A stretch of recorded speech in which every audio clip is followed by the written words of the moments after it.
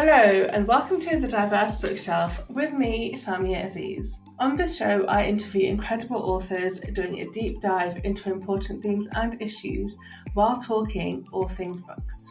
On the show this week, I'm talking to Nadeine Asbali about her new book, Veiled Threat, on being visibly Muslim in Britain. In her book, Nadeine addresses the myriad experiences of Muslim hijabi women and the many different facets of racism, misogyny, and Islamophobia experienced. Being a mixed-race child, her father is Libyan and her mother is white English, Nadeine often passed as just an ordinary white kid until she started to wear the hijab, when everything changed. In this episode, we took all about her book, about Islamophobia, the pitfalls of white liberal feminism, the criminalisation of Muslim identity in Britain, and so much more. Nadeine Asbali is a British Muslim writer and a secondary school teacher living in East London.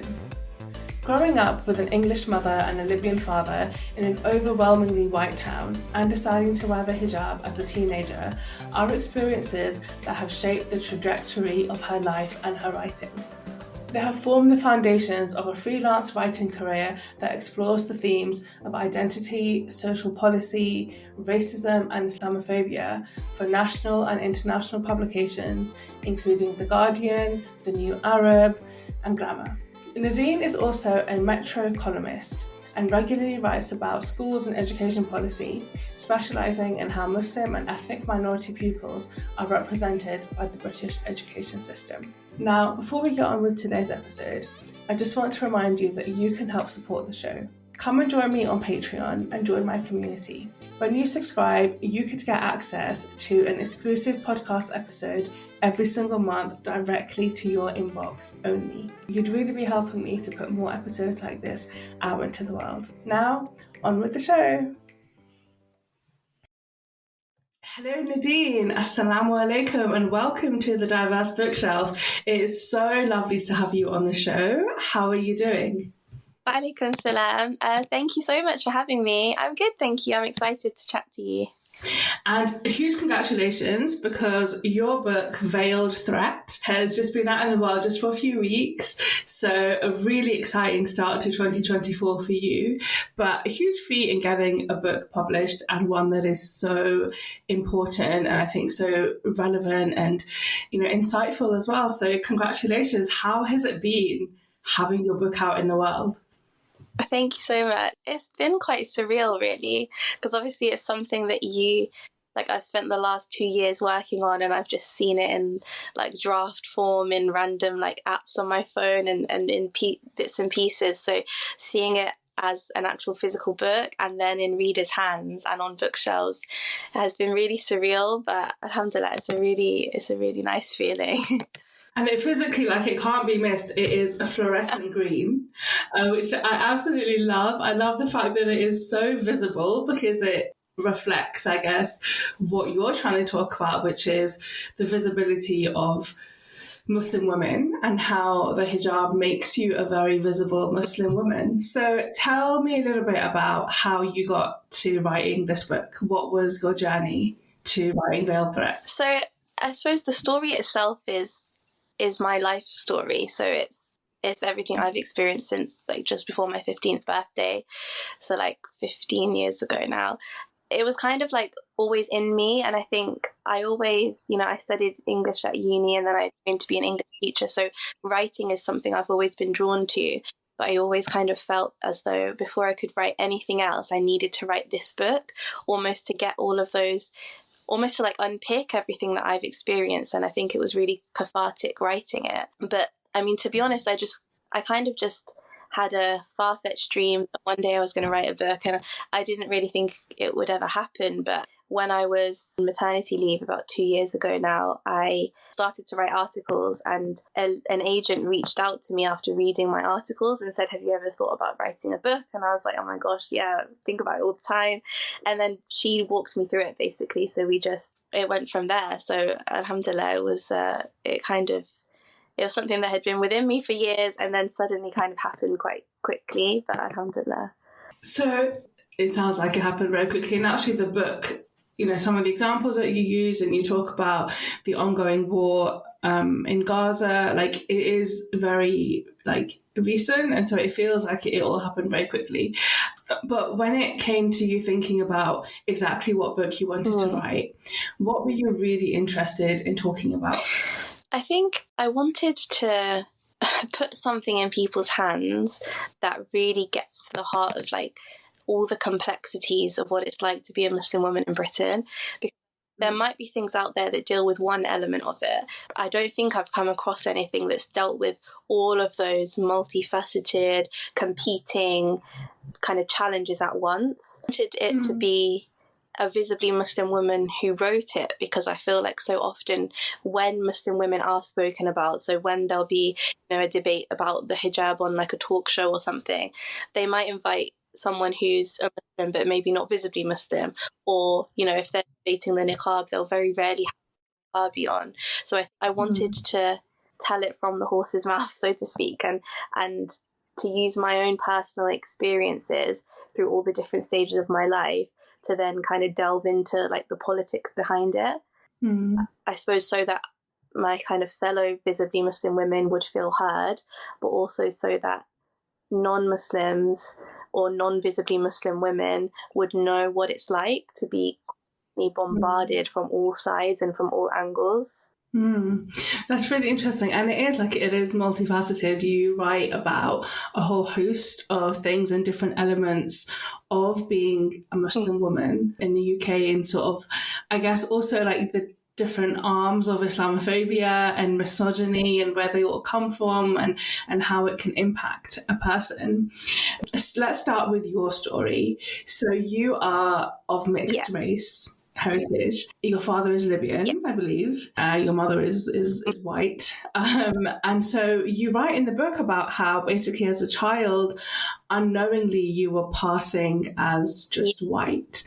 Although there was, like a little bit of confusion about your surname, because Nadeine is a name that is not particularly foreign sounding. But Asbali is, right? Asbali is. And so what was it like for you sort of having the awakening when you did, that you are considered the other, that you are not actually white like your English peers like Sally and Lucy and whoever else? It's hard to put it into words. I think on the one hand it was a shock to know that as soon as I became visibly other, it wasn't this like novelty anymore. Growing up, me and my brother were always, especially because we were in a small primary school in a white town, it was like a novelty, like, oh, their dad's Libyan. It was like, just like someone can, has a million pets at home. It was like a kind of fact. And then it hadn't occurred to me until I made myself visibly other that, oh wait, people are not going to find this like an amusing kind of fact anymore. If anything, it's now going to come to define everything about me. And I still find it so striking because my brother can, you start a new job and they make you say a little icebreaker fact about yourself, and he'll say, oh, I'm half Libyan, and everyone's really shocked. I'm like, oh, wow, really? And I say it and they're like, well, obviously you're something, right? It's just, I suppose it was a real shock to know that it wasn't a novelty anymore. I think it was really confusing because I suppose it wasn't something I had ever had to question, which was a privilege, right? Because I was privileged to be able to not, people who are grappling other kind of, from other minorities don't have that privilege from birth. But I was kind of sheltered up until the age of 15 to some extent because I could just pass as white, and people might say, oh, where's your surname from? But that was about it. A real shock, and it changed everything overnight, like I talk about in the book.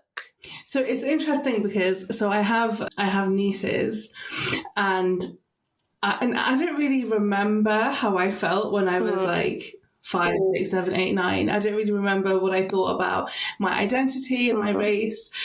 But some of my conversations with my nieces, especially when they have been younger, and I mean kind of like maybe like 6, 7, being, oh, but we're from London, we're British, or we're not brown, especially because my nieces are quite fair skinned. I mean, we're Pakistani, but they're quite fair skinned.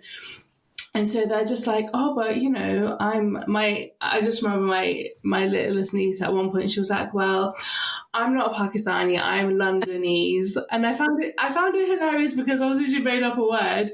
But it's interesting that, and it wasn't so much, she still looks Pakistani, even though she is of light skin, but you can tell that she's not white. But I found it so interesting how you don't perceive yourself as the other always. And I guess part of it depends on your environment and how maybe if you grow up in a town that is very white, you just kind of blend in. But maybe if there's more people that look like you, and maybe I don't really know, like if it depends also whether or not there is more multiculturalism, if that brings out difference, or does it just make it acceptable? I wonder, like, what your thoughts on that are. It's interesting because I really noticed it through teaching in Northampton and then teaching in East London. When I first started teaching in Northampton, I would have like a few Muslim students, and they really reminded me of myself when I was a teenager, like very kind of uncomfortable, very aware of the fact that they're a minority, very conscious to like try and fit in as much as possible. So would be really nervous about doing things like praying at school or talking about the fact they're fasting. And then I moved to East London, and I was so blown away with how confidently British the kids are here. And like, it reminds me of your nieces because they'll just say they're from London, like and they don't even have to think about it. And yet still almost at the age of 30, I'm like I have to say, oh, do you mean ethnicity? Do you mean town? Do you mean... It's really nice to see. But I think London is quite a bubble in that sense. Like, I think the kids growing up here do just feel like they're from London because it's so normal for almost everyone, I suppose, especially like the younger generation has some kind of other ethnicity in them, so it's quite normal for them. But yeah, I think my experience of growing up where I felt like I was one of the only ones who was different was that it made me feel really kind of hyper aware of it. And I think there's a comfort in being somewhere multicultural because you feel like we're all an other, so therefore none of us are other, right? So I just want to talk a little bit about that moment that you started wearing the hijab. So I was a similar age to when you started wearing it. I started wearing it, I was like 15, 16. I think I just finished my GCSEs.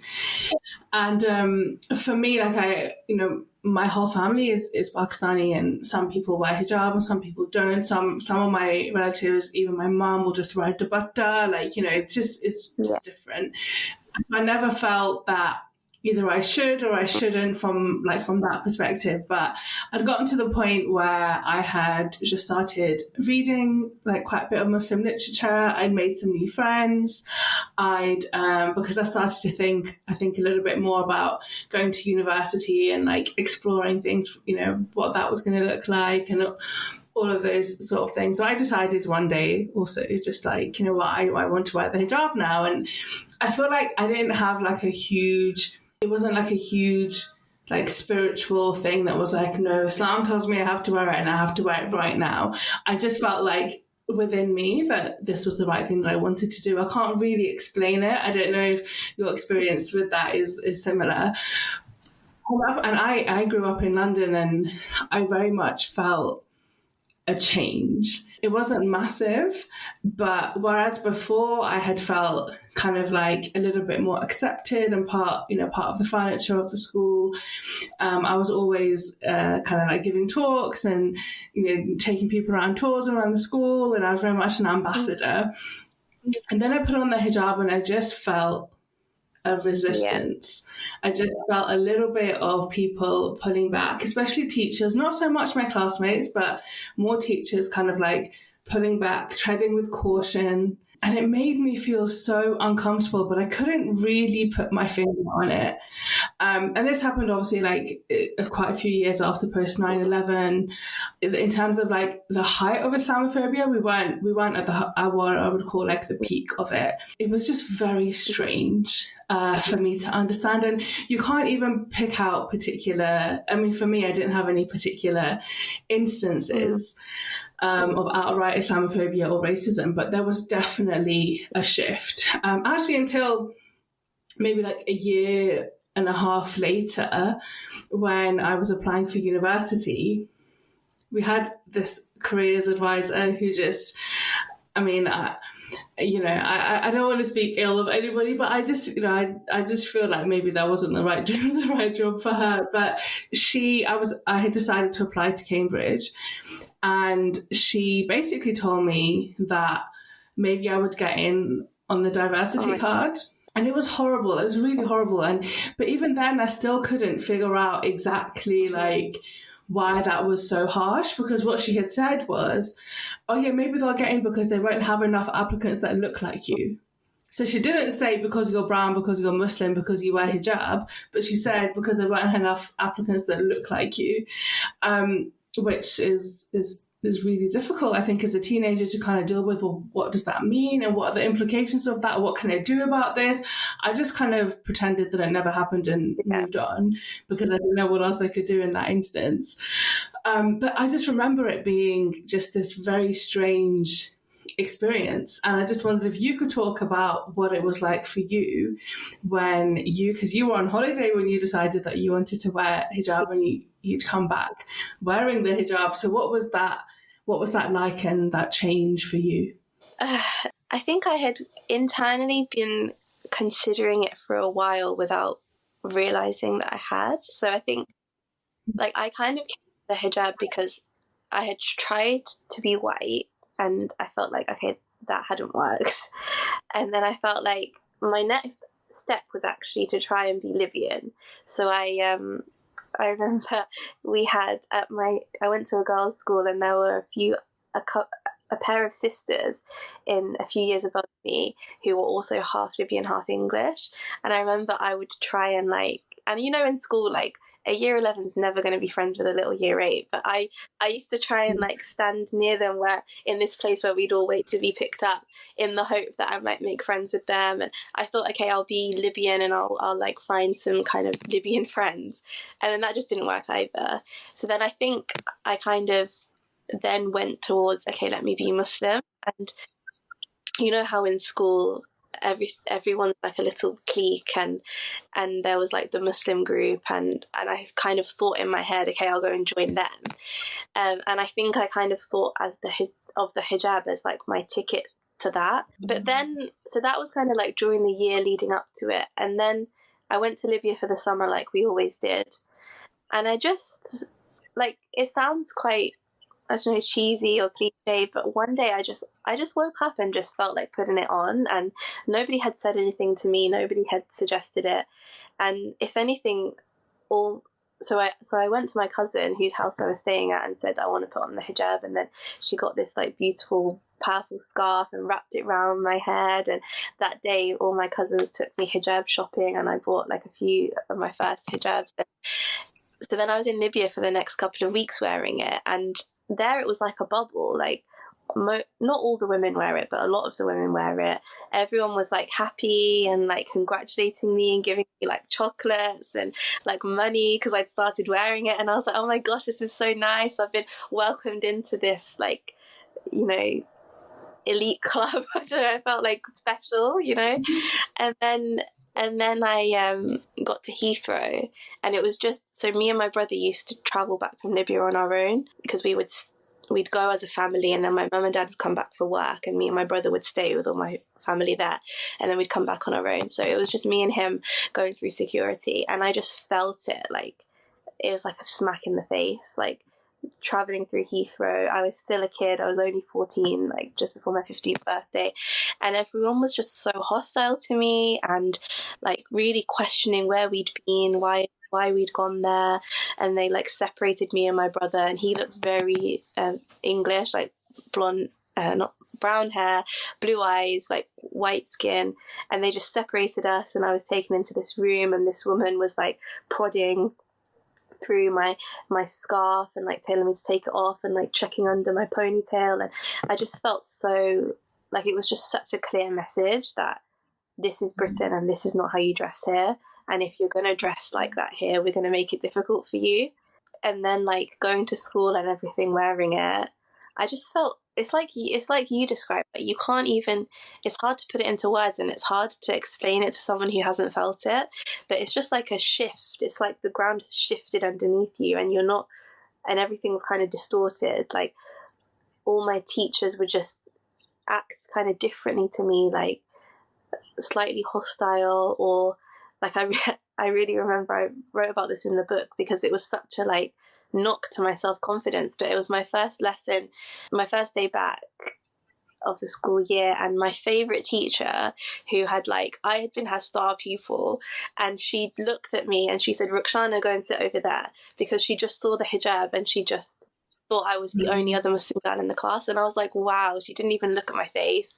Like, it was just such a shock. And then teachers would just say weird things to me, like, "Oh, I didn't know your dad was one of the ones who made you wear that." And I felt like I had been their kind of good, palatable, vaguely mixed race child, and now suddenly I was this like visibly Muslim thing. And it just changed everything. And it's really hard to, even now, I'll be like with my mum in public, because obviously she's English, I'll be like, "Oh, that woman was really racist to me," and she'll be like, "Really?" Like, it's hard for people to pick up on it when it's not at them. Yeah. And yeah, I could really tell from the way she was looking at me or the way she spoke to me. But yeah, it really changes everything about how you're perceived in public. Yeah, absolutely. But what about the other side? Because I think, it is putting on the hijab and becoming visibly Muslim in that way. To non-Muslims, I think especially, it does change the way that they behave. But what about the community of Muslims and other hijabis? Like, what has been your experience? Did you find a greater sisterhood when you started wearing the hijab? Like, what's that been like for you? It's funny because the immediate reaction of the girls in my school, who I had like secretly been trying to be friends with, they thought I was just like pulling a prank. They thought I was just like a white girl who was just wearing a hijab, I don't know, a social experiment or something. And I was so crushed by that, because that's why I think like it didn't solve everything about my identity crisis, because I realized that I'll always be too brown for my white side and too English or whatever for my brown side. They just thought like I was just silly, or I don't know what they thought, but they didn't think I was actually Muslim and actually wearing the hijab. But eventually, like I found friends at school who are Muslim, and like we started to pray together. And I think I noticed in public, like that little, hijabi smile you give to another hijab tree. And and like I really noticed it when I got to university. I think because I was probably seeking out those Muslim spaces, I felt like a sisterhood then, and I do, I feel it now. I think it wasn't as immediate as I had hoped, but I definitely do feel it. And there's my closest friends are like a collection of the other fellow hijabis who have been in every context. Like the only other hijabi when I was training as a teacher, the only other hijabi on my course. It's like we've like collected each other through life. Yeah, it's really interesting what you say about seeking out Muslim spaces, because although like I grew up in London and I went to a girls' school and it was fairly multicultural, and I had friends from all different backgrounds. So there weren't like I didn't have a ton of Muslim friends, but I had like, a decent number. And especially when I put on hijab, like a lot of them were already wearing hijab. And so it was quite nice. I felt like kind of my bonds with them did improve.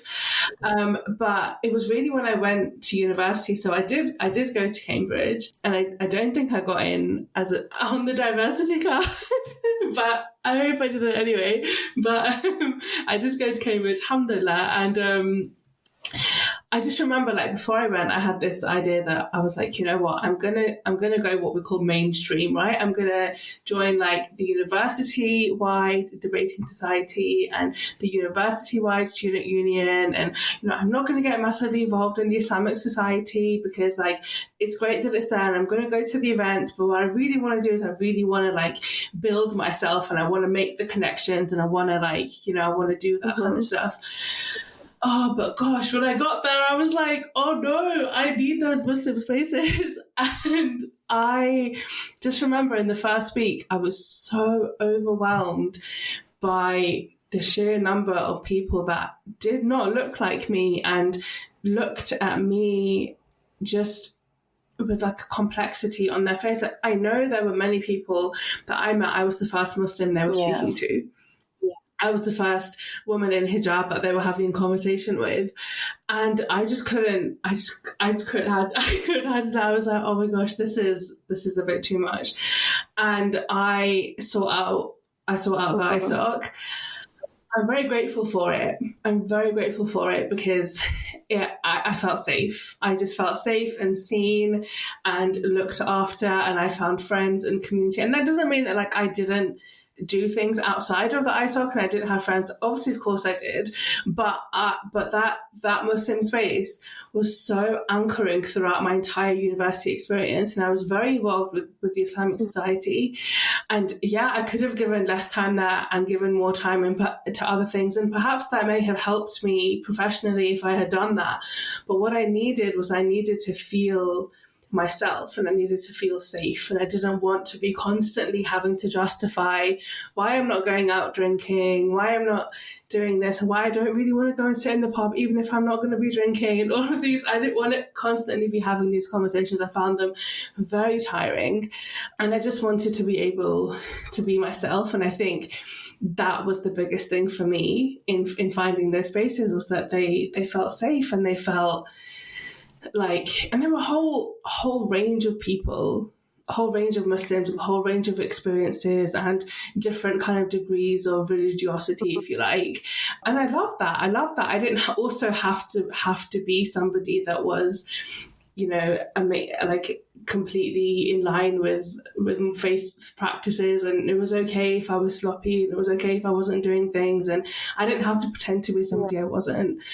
And that was just so, like, I'm so grateful for that space, and I am so glad to see that Islamic societies are still operating the same, and I think they're getting better and like just more inclusive as well, I think. Yeah, definitely. So you write in the book about the different ways that Muslim women, and especially like hijabi Muslim women, deal with Islamophobia, misogyny, patriarchy. But you also write about the pitfalls of white liberal feminism. I wanted to take a moment just to talk about the hypocrisy of the white feminist movement, especially with the case of Iran versus hijab bans in France, but also about the silence that we are hearing from white feminist liberal spaces around what we are witnessing in Gaza at the moment. I just wondered what your thoughts on that are. I mean, the silence is deafening, and I think the double standards could not be clearer. And I think I'm not glad for their silence, but in a way I'm glad that I think it's opening people's eyes to how actually disinterested white liberal feminism is in Muslim women's liberation or safety or existence. Like, we are quite literally only there. We only even come into their minds when it fulfills their own aims, right? So when, like, that image of a Muslim woman taking her hijab off and burning it in the street in Iran is so perfect for the white liberal feminist kind of agenda.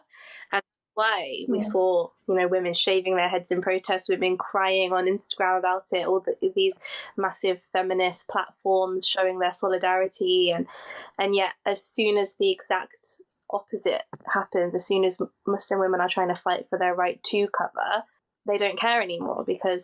And that's why in the book I really try and talk about how white liberal feminism is just an extension of white supremacy, and how all it does is it reproduces those same structures that we see in patriarchy, but instead of it being a man telling us to dress, it's a liberal white feminist telling us, oh no, that this stuff isn't a good feminist move, but if you take it off, then you are a good feminist. So, white feminism is only interested in taking over that role of that men might have traditionally taken in patriarchy. So it's them who are controlling our bodies instead of men, and that doesn't serve us in any way. And with Palestine at the moment, it's just, I feel like I don't even know what to say anymore about this silence. Like, it's just, how can women giving birth in rubble, women having cesarean sections without anesthetic, women dying, like, how can all of that not churn up something in the white feminist like movement? And the only answer is racism, because they don't see us as like woman enough for their attention. It's just, I think it just really exposes how kind of invested white feminism is in the wider kind of liberal agenda, and how it feeds into like colonialism and white supremacy. And it's just, I think they've exposed themselves as serving no purpose for Muslim women anymore. I think the problem is that like white liberal feminism for so long has just been kind of like told or put itself forward as just feminism. It's just mainstream feminism. If you are feminist, this is what you prescribe to and this is what you do. But actually it is just a faction, really.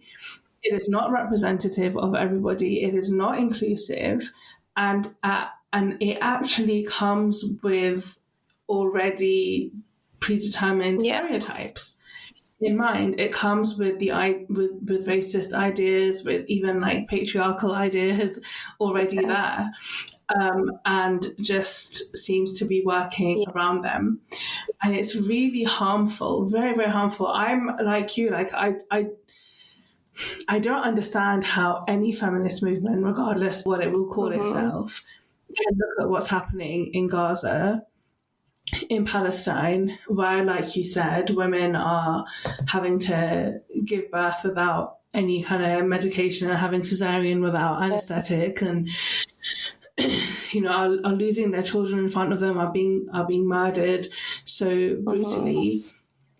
How that doesn't become an issue, a feminist issue, like it just doesn't make any sense to me, and it just kind of reminds us that like they don't have our back, right? Like, unfortunately, like not all spaces are for us, which is just honestly, like I just can't. And I think as well, like the hypocrisy around Iran, like you're right, the burning of the hijab is such like I don't know, like it's such a powerful statement that I have felt. I have such confused feelings, I think, around Iran generally. It's also, that's very harmful for people like me and you, if we're championing the burning of the hijab, but at the same time we are not supporting people that want to wear the hijab. Like, and you can do both. You can say, if you don't want to wear the hijab, you don't have to wear it. Don't wear it. Wear whatever you want. Of course, wear whatever you want. But equally, if you want to wear the hijab, then wear it. And here, feel safe to wear it. And that is not what is happening. It seems to be that, the burning of the hijab is considered revolutionary. But we know that for as long as time, women have been wearing whatever they want to wear. There have been women that have been wearing hijab, Muslim women that have been wearing hijab, and Muslim women that haven't been wearing hijab and have been holding all manner of positions in society historically, making massive change to communities, achieving so much, and it's not being determined by the clothes that they're wearing. And it's just such a shame that it still feels so myopic. So do you have any, I don't know, like any advice or like any words of wisdom for like young Muslim women that are looking for spaces and looking for movements to be part of that champion for their own, well-being and empowerment, and for those around the world? What sort of things should we be looking out for, and where can we really find the safety that we need? I think, like, building on what you said about Iran, and I think like white feminism's problem is that it doesn't have any interest in thinking Muslim women have a choice or like freedom or free will or whatever. So that's why like because it's so easy. Like, it's not intellectually difficult to understand that a woman, like, you can support a woman choosing to wear the hijab, and you can support a woman choosing to not. Like, that's not a contradiction. Yeah. But feminism sees it as a contradiction because they don't view the woman's choice as the main thing. They view the hijab as a patriarchal symbol, like the center of that issue. So I think that is why it is really no space for us as Muslim women. And I think a lot of Muslim women in the West go through that phase of, I've certainly in the past tried to kind of make feminism, aka white feminism, work with my Muslimness, and I think actually it can't work because it's not built for us, and in fact it's built specifically to disclude us and to exclude us and to marginalize us. Because for white feminism to thrive, it needs like a victim to save, and we are its victim, right? We are like its fodder. So that's why I think my advice would be to not try and make white feminism work for you as a Muslim woman, because it's never going to. I think in Islamic history and our Islamic beliefs, we have plenty of feminist figures, like, you know, people like Khadija radiallahu anha, who are far better to look up to than your liberal white feminist who just wants you to remove your hijab. And that doesn't mean like being stuck in the past and not kind of times, but I think it's just acknowledging that, you know, Islam is not, in many ways, Islam and the West are kind of feeling to me like they are increasingly incompatible, because the West is increasingly marginalizing us, right? Criminalizing, you know, us standing up for justice for our Palestinian brothers and sisters, criminalizing the way we dress, criminalizing things like us praying at school. So I think my advice would be to not try to make Western ideals work for you as a Muslim, and to like seek your inspiration from like your faith. And I think that's something I wish I had learned sooner, because when I was at university I tried to be a feminist and you know, to say like, oh, my hijab isn't because like God tells me to, it's because I'm just trying to reject the male gaze, and yeah, that's a part of it, rejecting the male gaze. But I think it's so unfashionable in our modern society to just say, I do this because God asks me to. Actually, we should like own that. It's interesting what you say about how you feel that increasingly Islam is incompatible with the West. Do you think it's more because of the fact that the West doesn't want to, like, it's not open to any form of compatibility? It doesn't actually want it to be compatible, rather than the fact that it isn't? Because I think what is so difficult is the fact that everything is being criminalized. Our Muslim identities are being criminalized and erased constantly. And I think this goes for other minority communities as well. The West is extremely racist, so it's not like a Muslim issue but definitely is a big issue with Muslims, because I think it's also important for Muslims living in the West, and I think especially like young British Muslims, to have a nuanced perspective of their identity and to feel somewhat okay and to feel somewhat stable. Because, you know, I you know, like you, like I was born in the UK. For me, this is home, and if I don't try and focus on it being home, I will have nowhere to go. And I think that's part of the reason why so many of our generation and even the next generation is so anxious all the time, is because we don't feel that sense of acceptance. But I think trying to find it, and whether that is actually by traveling inward and turning to faith, but trying to find some sort of balance, I think is really important. But it's hard. It's really hard to always feel like you do, like you're always too brown for Britain, too white, or in my case too British for Pakistan. Like I go to Pakistan, I lived there for 2 years, and I went very recently, and every time I go I feel like I stick out like a sore thumb, and I can't, it's very tough. It's interesting because I think, like, on the surface, you might think, okay, Britain's becoming more multicultural than ever. Like, there's more British Muslims now who are British, who feel British than there were in, like, our parents' generation. But I think the version of Muslimness that Britain accepts is, like, you can be Muslim on the outside. Yeah, you can have you can have a Muslim name, but you need to be like a blank slate on the inside that we can shape as like a nation state.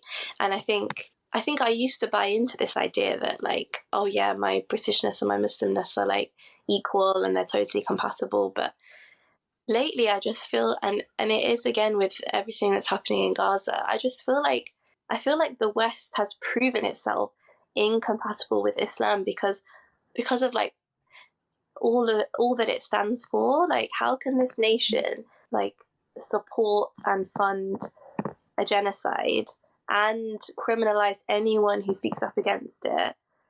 Like, if that is what this nation stands for, then I don't want to be compatible with it, right? And I feel a bit of rejection, I think, to be honest, in the last few months because of Palestine. I feel like I don't want to try and align myself with this nation that doesn't see anything wrong with almost 30,000 massacred Palestinians funded by our taxes and supported by our politicians. And I think Britain is also at the same time trying to make Islam incompatible, because then it feeds into its agenda of criminalizing us. Like, just a couple of weeks ago, the head of counter-terror policing acknowledged that everything that's happening in Palestine is like a radicalization moment, like the Iraq War was for previous generations. At the same time, they're acknowledging what their own policies are doing, but then like heightening their criminalization of us at the same time. Like, okay, you can acknowledge that your own policies are causing that disenfranchisement in us as Muslims, but then you're just using it as an excuse to heighten of us. So it feels, I feel like as a Muslim community, we're being pushed and pushed and pushed to a point where we can only be criminalized because the government or the state is trying to make us incompatible, so then it can criminalize our incompatibility, if that makes sense. Yeah. I mean, it's been a good few years that I've actually thought too much about how British I am or how British I feel. I think it was this like buzz conversation that was happening kind of like 2010 to 2015, I'd say. And after 2015, there's been a shift in narrative. I remember I went to so many panels about, can you be British and Muslim? Like, so I went to so many events. There were so many of these happening all of the time, right? And like, you had different Muslims speaking on them. It was all this idea about how Muslim values are aligned with British values. But I do think that there has been this like shift in narrative, and I haven't found that to be a particularly important or nuanced conversation. I think identity is so multi-layered and complex and individual as well, that almost conversations like that are almost irrelevant or just like invalid. Almost, they don't seem to make a huge deal of sense anymore. But I really share your sort of disappointment and frustration, and also real worry about the future. Like, what does it mean for people like us, for our generation, for future generations of Muslims and of people of colour? Like, what is going to happen to us? And I think one of the things that I have been feeling increasingly frustrated with, especially around Palestine and Gaza, is just a reminder of not just what Britain is doing now, but what Britain has done historically over hundreds of years. My family is Pakistani. We have been directly impacted by colonial rule and the absolute bloodshed and chaos that was caused in the region in the 1940s. and in Palestine. Like, we cannot look at what is happening around the world right now without understanding what Britain and later what the US have done historically and continually historically as well. It wasn't as if they left and they learned from it. They continued causing havoc and causing bloodshed and declaring wars and doing all kinds of horrible, horrible racist and Islamophobic things around the world. That is something I'm struggling with on a massive level at the moment, because I don't know what to do with it. I don't know what to do with this frustration and this grief and some of this like anger almost that's coming out, because I don't know, and I don't think really there is an answer. But I think educating ourselves about it is also important, because if we understand what happened, we have a better understanding of what's going on right now, and that gives us an understanding of what could happen in the future, but also what we really need to do now. Yeah. I mean, I still can't believe that we are over 4 months into this war on Gaza and there has not been a ceasefire called. I'm just beyond devastated, where like 30,000 people have been killed so far. And just over the last few days at time of recording, the intense attacks on Rafah, where we have over 1.2 million people have been sent. It's just, I can't, there's actually no, like, there's no words for it. I don't understand it. Like, I don't understand why it's not being stopped. I understand some of the larger agendas for sure, but like this bloodshed, like I just don't understand how in our world today, in our quote unquote free world today, where, you know, it's 2024, where we're seeing this play out in the way that it's playing out, and people have the ability to like switch off. Yeah. You know, like if the founder of Twitter was like, I'm gonna pull my services in Israel and I'm gonna pull my services in the United States, there's one decision for him to make, but it could have massive consequences and could achieve so much. But those things are not being done at the moment, so very tough. I think like the most alarming thing is that all this confusion and anger we're feeling, like obviously I'm a secondary school teacher and I teach a lot of Muslim children, and like they're feeling that tenfold. And I think like I really worry kind of current teenage young Muslims, because that's such a like disenfranchising, like disorienting experience to grow up with, like seeing every time they open their phone they're seeing like the mangled bodies of Palestinian children, and then at school they're not allowed to talk about it. You know, the government is saying protesting about it is like extremism. You know, there's no outlet for them.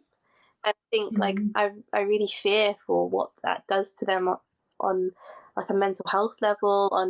I feel like it's a massive safeguarding issue in schools that we've got these children dealing with such complex feelings and they have no outlet, because if they talk about it then they could get to prevent for being like, you know, radicalized. And I think everything we're feeling as adults, like I can only imagine what feeling that whilst just going through your normal teenage issues.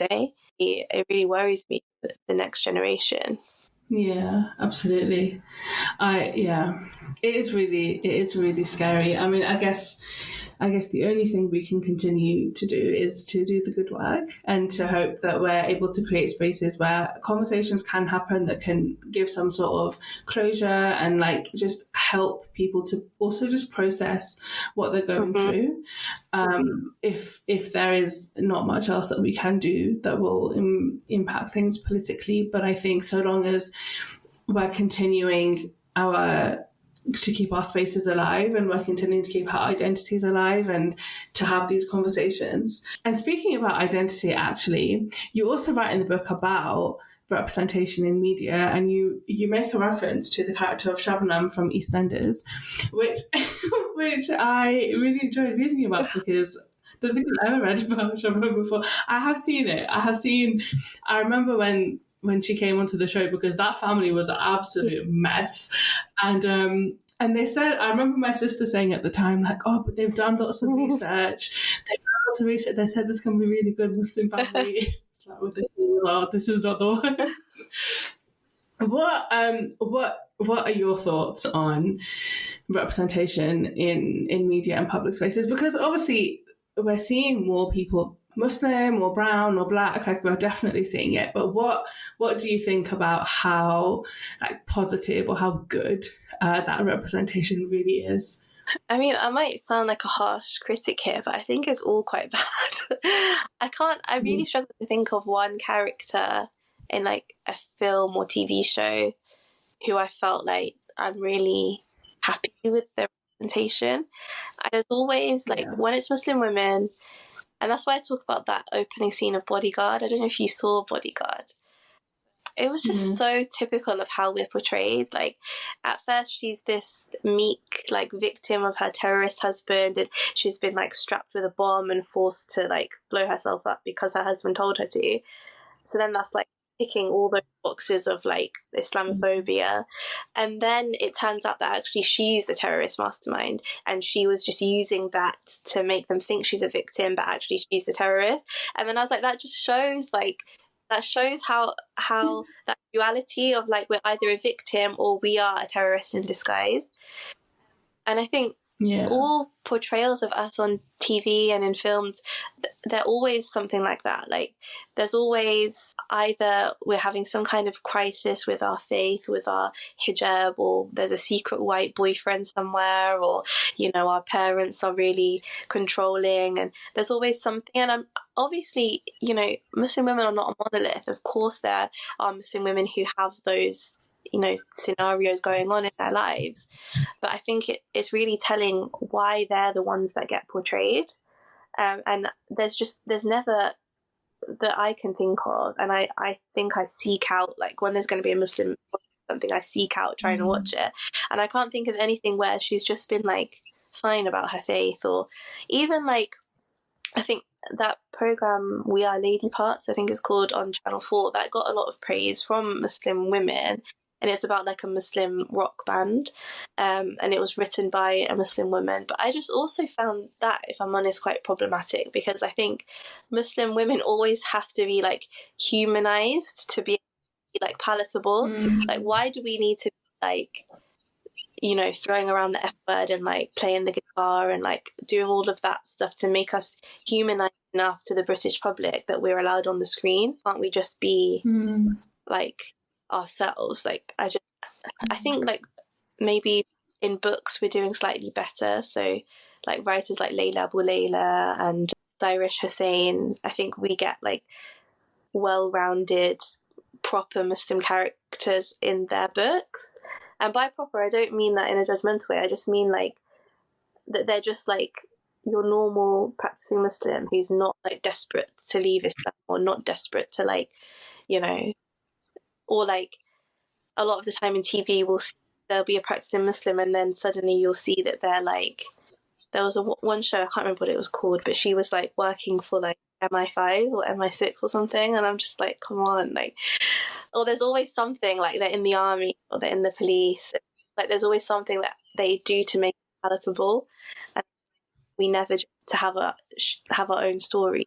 No, it's true. Like at least like in TV, I don't think I've ever seen a Muslim character that I feel like is, like you say, kind of just like normal. We don't ever see a sort of like a nuanced perspective where the character is really, that likes their faith and likes their community. They're always at odds. They always either want to go clubbing and do it secretly, or they want to like, they have a boyfriend, a secret, and he's a white boyfriend, and there's always that sort of like white saviorism is always creeping in. It's very frustrating. But you're right, like literature I think is slightly better. Layla Abu Layla, Sarah Hussein, you know, even like Sahar Mustafa's written that beautiful The Beauty of Your Face. Like, I think there's some really interesting work being written. I don't know if we're ever going to see what we're looking for on TV, to be honest, and I've kind of accepted it, I think. But yeah, but I'm glad at least literature seems to be changing slightly. So what are you really hoping for the book? Like what has been your like ambition in terms of what you want people to take away from it as they pick it up? I think I want Muslim women, like visibly Muslim women, to feel like someone has written on the page like how they've been feeling. And I think, alhamdulillah, like some of the feedback I've got so far is that, yeah, this is like what I've always felt and always thought, and I've never seen it written on a page before, that's really nice to hear people like resonating in that way with it. But I also want it to be like widely read by white women in particular, but also white men, especially people who consider themselves feminists, so that they think about how their feminism excludes us, and not only excludes us, but how their feminism is built on our bodies, like built upon us being the victim or being their little project to save.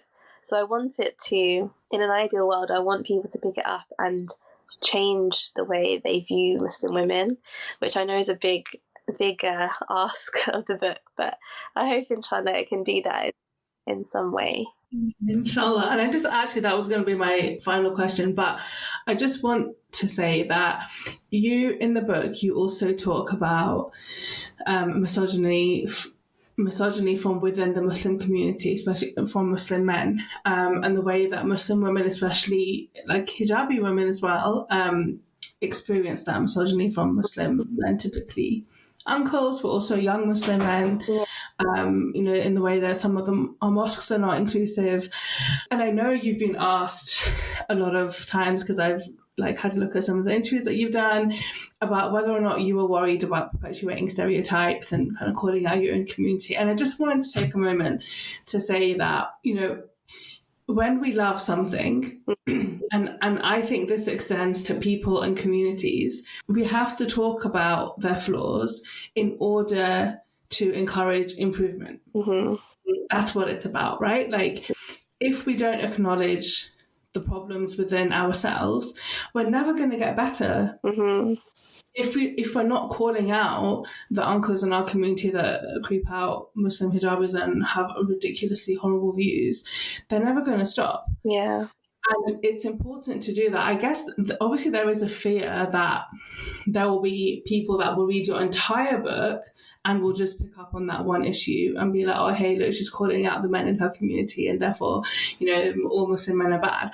That may well happen, but that's not what you're trying to do. Yeah. And if that is what happens, then that person that picked up the book was never really willing to embrace and never really open to what it is that you're trying to say. Yeah.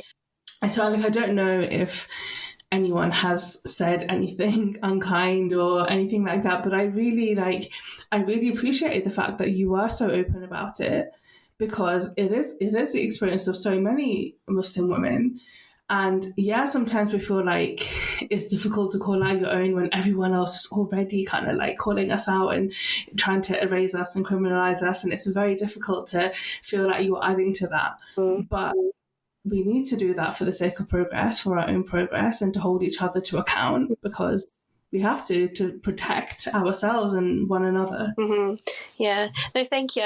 I'm glad you, because I was nervous about writing that because I wanted to get it right, and I didn't want to obviously be subjected to like people saying, oh, Muslim men were misogynist all along. Like, thank you, Nadeine Asbali, for proving it. But I didn't want that. But I also didn't want, because I know I would be so frustrated if I picked up a book written by a Muslim woman and it just fed into all those stereotypes about Muslim men. So I really try to tread the line carefully, and like I really like how you put it, because it is out of love. Like, you love your community, you love your faith, you feel like protective over it, and that's why we want better for it, right? Because we don't want the next generation of Muslim women and men to be perpetuating the same things we've had to go through. Yeah, I hope that so far nobody has just picked up on that part and nothing else, so I hope that doesn't happen. Well, I'm glad. And Nadeine, it has been so wonderful speaking to you today. Thank you so much for your time. Thank you so much.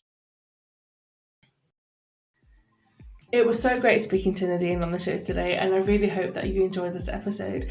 Please do follow, like, and subscribe on your podcast platform of choice, and I'd really appreciate it if you could leave a review because it really helps. Thank you so much. Come and find me on social media. I'd love to chat.